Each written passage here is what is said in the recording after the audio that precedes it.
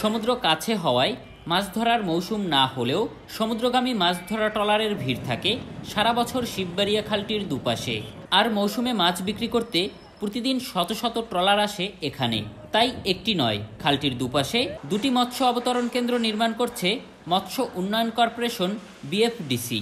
এতে করে সমুদ্র থেকে ধরা মাছ নিয়ে জেলেদের ঘুরতে হবে না বিভিন্ন আড়ত বা পাইকারদের কাছে।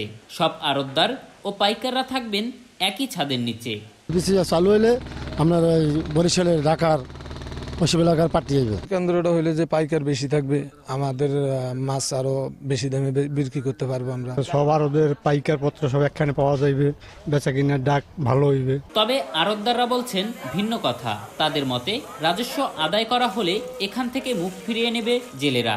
টোল ছাড়া বিক্রি করে, তারা তো হঠাৎ করে বিক্রি করতে চাইবে না, আর বিক্রি করলে তারা টোল ধরলে তারা তো উচ্ছৃঙ্খল করবে, তারা টোলও দিতে চাইবে না। তারপর তো এটা আমাদের ব্যবসা অনেক সময় বন্ধ হয়ে যাইতে পারে। যখন বিএফডিসি চালু হবে তখন আর কি আমাদের এই আলিপুর বহিপুর বেচবে না।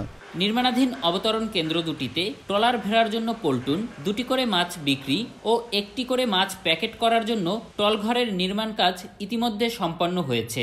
এখন শুধু বাকি অফিস, কোয়ার্টার ভবন ও রাস্তা নির্মাণ কাজ। আগামী মৌসুমেই অবতরণ কেন্দ্র দুটি চালু করা যাবে বলে জানালেন এই কর্মকর্তা। আমরা গাঁথনি শুরু করছি, আপনার অফিসের জন্য হয়তো আমরা 2-1 দিনের ভিতরে শুরু করব, আর ইনশাল্লাহ 1 সপ্তাহের ভিতরে আমাদের গাঁথনি প্রায় কাজ শেষ হয়ে যাবে। কর্তৃপক্ষ সবাই আগ্রহী আর কি, আমরা আশাবাদী এই বছর আমরা কার্যক্রম শুরু করব আর কি। পার্শ্ববর্তী জেলা বরগুনার পাথরঘাটা মৎস্য অবতরণ কেন্দ্র থেকে প্রতি বছর প্রায় 2 কোটি টাকার রাজস্ব আদায় করে সরকার।